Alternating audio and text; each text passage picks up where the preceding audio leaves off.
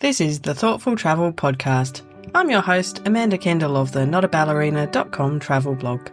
Every episode, I'll share travel tales from several fellow travel lovers, and together we hope to entertain and inspire you, remind you of some of your own great travel experiences, and encourage you to hit the road again soon.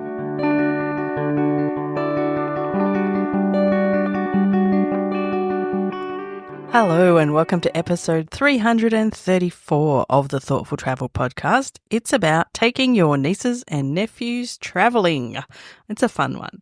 I'd firstly like to pay my respects to the Whadjuk people of the Noongar Nation, where I'm recording this podcast in our season of Birak, which is not even the hottest season, but it's so hot. I've been sweltering, and in my office it's particularly warm today and no fan on because, that would interrupt with the recording quality. So it's my least favourite time of the year when I start to wonder, why don't I always make a summer trip or Australian summer trip to somewhere colder?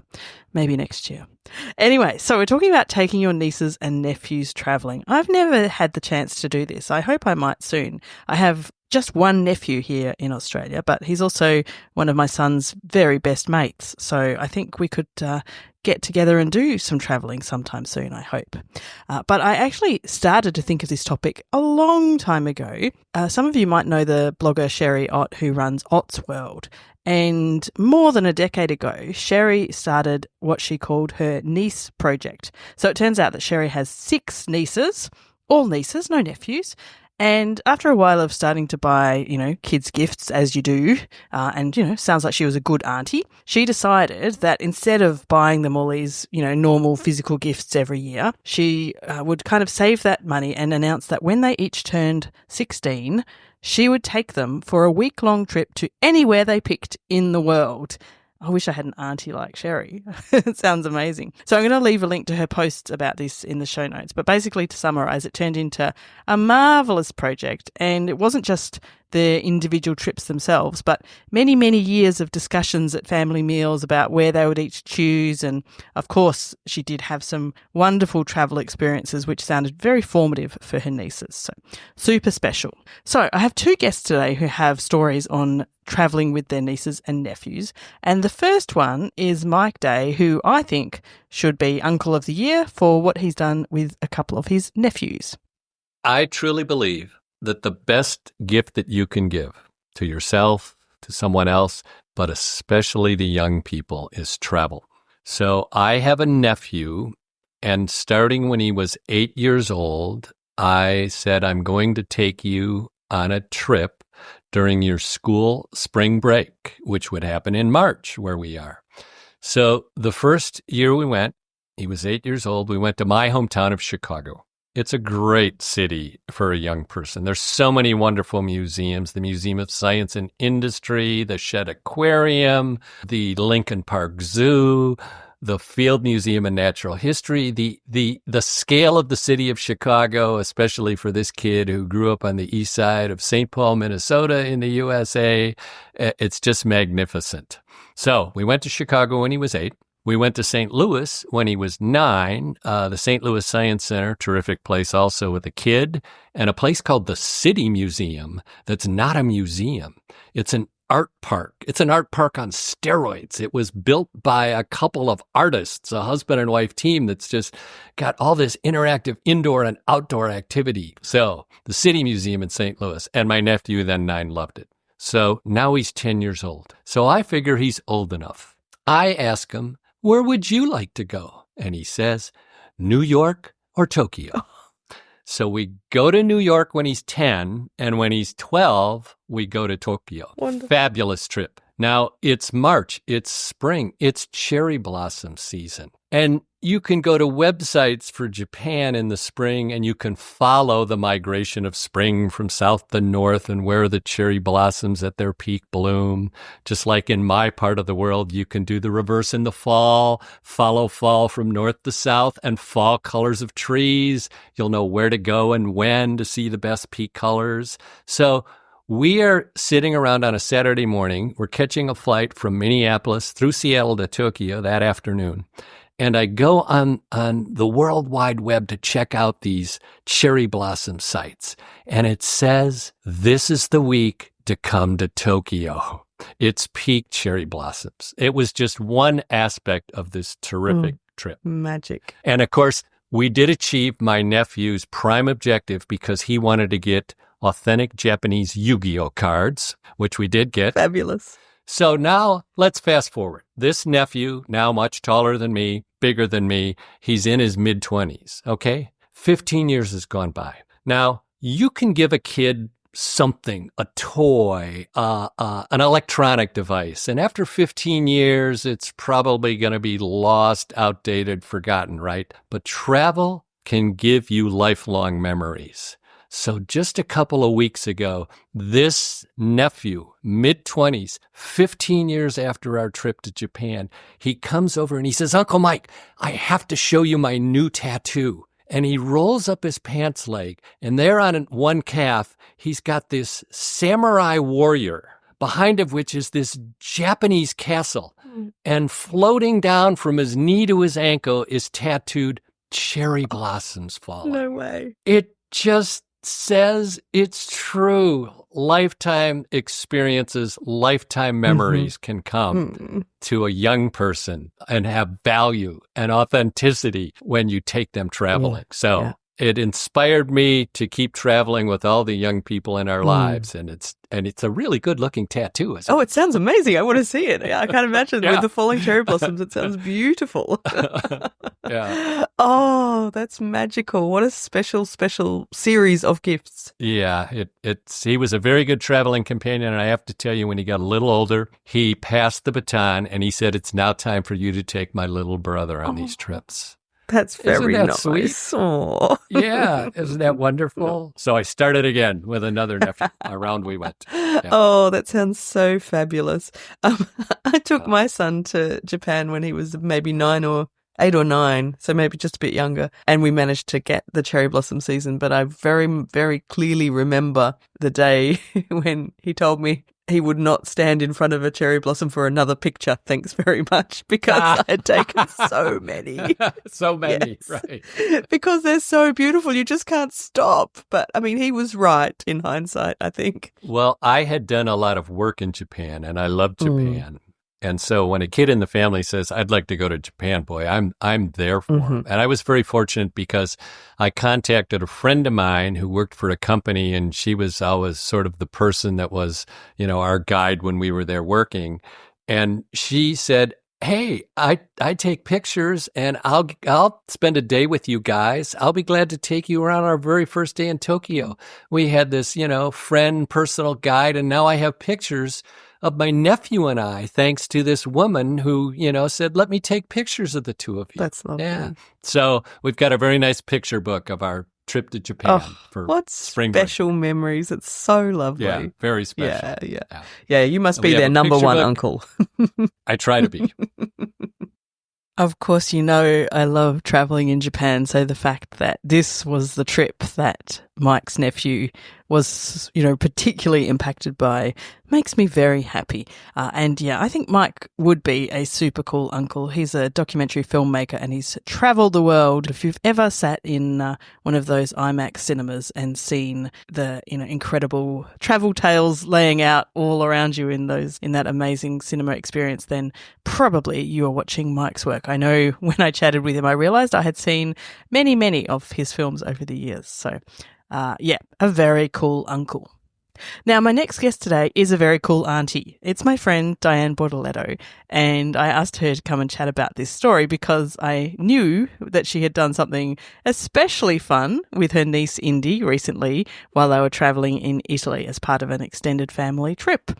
And I will let Di tell you all about it. I've done a lot of travel with my nephew and niece. My family all lives in different states of Australia, so we tend to get together either on holiday or at someone's house, which invariably means that 2 of the 3 parties are usually on holidays because we're away from home. Yeah, I've been to Borneo, Singapore, Italy 3 times, Greece, Italy 4 times actually, with the extended family, with my niece and nephew. and with my nephews on my husband's side as well. But one of my most favourite experiences was in Treviso, which is about 40 minutes by train from Venice in the north of Italy. It's the town where my father was born. It's off the tourist trail. It's not really a place where tourists would visit. Some might stay there to avoid the crowds in Venice or to find cheaper accommodation because there is a direct train. It's really easy to get to Venice. But my point is there's not a lot to do in Treviso. It's very pretty. There's a pedestrianised old city centre.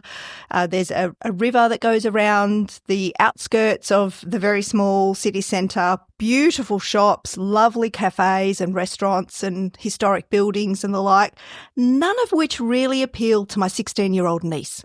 Right? She hates shopping. Oh, no. Oh, God, yeah. When I was her age, I was just buying everything. But she's the opposite. She hates shopping. You know, she humoured us through Rome, going to all the museums and whatnot. Actually, she found that fairly interesting. But shopping and just walking around and having coffee, not really her thing. But one thing Treviso is very famous for is it's the home of tiramisu. It's where tiramisu was first invented. And there's a few legendary stories about how tiramisu started. So my favourite is that it was served in a brothel to customers before they went home to their wives to give them an energy boost. So for anyone who doesn't know, I know it's great, isn't it? So for that reason, no one wanted to be associated with tiramisu because it had a salacious kind of origin. So for anyone listening that doesn't know what tiramisu is, it's a classic Italian dessert that's layered with sponge finger biscuits that are soaked in coffee and then layered with a sweet mascarpone cream. And it's absolutely delicious. The classic version does not have alcohol in it. So we're in Treviso. We're there because it's the birthplace of my father. We've got, 5 days in Treviso. My niece was completely bored and, was just like, all right, we've got to do something. So I invented the tiramisu challenge. So the tiramisu challenge was that I wanted to find the best tiramisu in Treviso. Every cafe, every restaurant has got newspaper clippings up on their wall that says, we've won an award for the best tiramisu.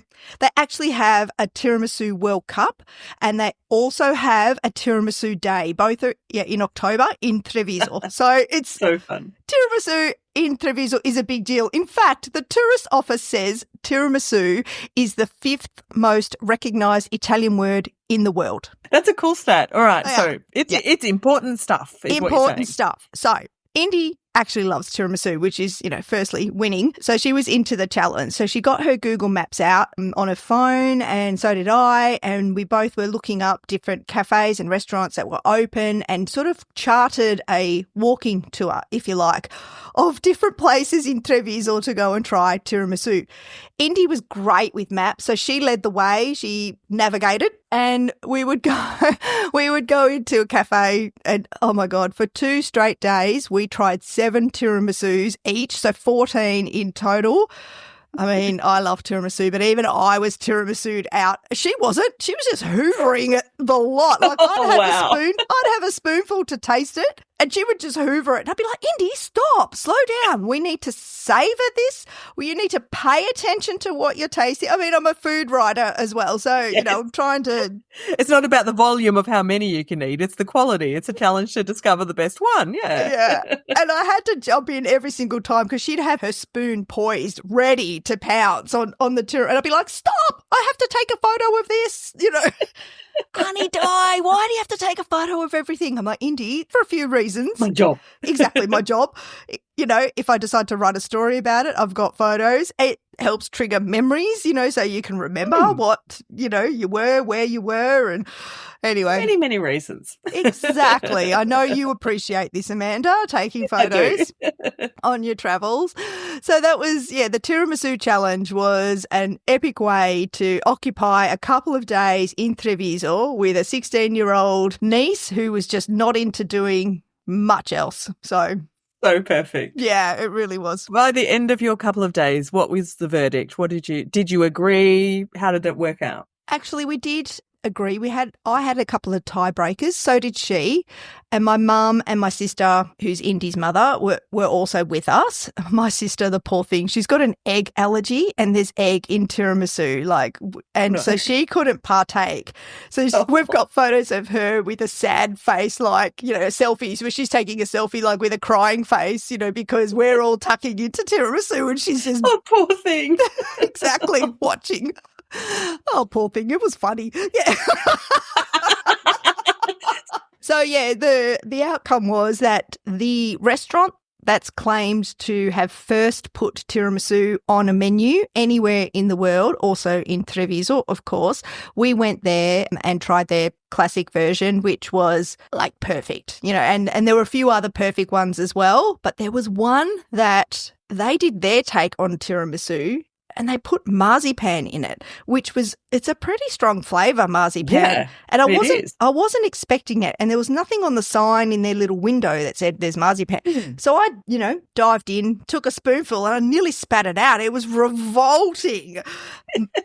My mother loves marzipan, so she finished that one off, but that's handy. Yeah, you need some warning on that. Marzipan is a really strong flavour when it's totally out of context. So it was such a shock to the system. I was expecting, silky coffee, sweet, and instead I get this marzipan hit. It was yuck. Anyway, that was the only really weird one. The rest were all classic, and they, for me, the judging and Indy, the judging criteria was obviously overall taste. Presentation, that came in lots of different forms, actually. Some were in paper, brown paper cups, eco kind of packaging, which was quite nice, I suppose, easy to take away. Others were in plain glass bowls, so you could see the layers quite easily. Others were served almost like a little cake, not in a vessel, others in a cup, like a teacup almost. Yeah, so lots of different ways, and others sliced, it was in a bigger vessel and then taken out a slice. Right. And put in a bowl. So lots of different ways it was served. So taste, presentation, how soaked the biscuits were in coffee, and the sweetness and the silkiness and the lightness of the mascarpone cream. It's not cream. Mascarpone is a cheese. Let me get that right. There's no cream in tiramisu. Yeah, so we had the judging criteria, and there were lots of them were, 7s, 8s out of 10s, and then a couple that were just absolute standouts, and it was impossible to pick one over the other. If I was served either, I would eat both of them gladly. Probably not that day, but any other day. Well, that was my final question is, now, did this have any lasting effect on your enjoyment of tiramisu? Did you need a while to recover? I did have a little break. But it sounds like Indy would not have needed a break. She would have kept on going with her tiramisu. Yeah, addiction. She was fully committed to the eating component of that challenge. Yeah. I mean, it is the absolute perfect way to keep a teenager busy. So I think that'll be a core family memory that you guys will be referring back to for decades to come. So yeah, definitely. I can't wait to share this episode with her, actually. I bet this is the one of Indy and Di's probably most memorable travel experiences, even decades and decades into the future. And it's got me wondering, I'm not a big fan of tiramisu, sorry Di, but it's got me wondering what kind of food-related challenge can I dream up? Because I think my teenage boy would be really into that somewhere, sometime when we travel. So I love that story. Have you ever taken a niece or a nephew travelling? I'd love to hear about it. And if you haven't, but you want to become the coolest auntie or coolest uncle around, then perhaps these guests might have given you some inspiration. I hope so. It doesn't have to be an amazing overseas trip. It can be to the next city, like some of Mike's initial ones were as well. I think aunties and uncles can do a lot of good, can't they? So, thank you very much for listening to episode 334 of the Thoughtful Travel Podcast, and a big shout out to my guests. Of course, I started by chatting with Mike Day from mikedaytravels.com, and he has a book called The World Has a Big Backyard, which includes stories from his work on these amazing documentary films. So I'll leave a link to that in the show notes. And a huge thanks to my friend Dianne Bortoletto from Traveletto. That's where you can find her travel writing. But I'd also like to give a big shout out to her new project, which if you happen to be a Formula One fan and a travel fan, then you will be interested. So she and our mutual friend Monique have just started a Formula One podcast called And Away We Go F1 Podcast. So I'll leave a link in the show notes, or just search for And Away We Go F1 Podcast in all of the usual podcast apps. Dianne and Mon actually make it sound interesting, because I have to say, I have, zero interest in Formula One, but it's really fun to listen to. So if you have some interest in it, then you will love it. If you have your own tales to tell, come along and share them in either the Facebook or LinkedIn groups for Thoughtful Travellers. And don't forget my newsletter at Substack, thoughtfultravel.substack.com. And all of these links and more will be in the show notes. And for this episode, that's at notaballerina.com/334. As always, thank you so much for listening. This has been another episode of the Thoughtful Travel Podcast. Show notes and other information are at notaballerina.com/podcast. Join me again soon for another chat about why we travel. Bye for now.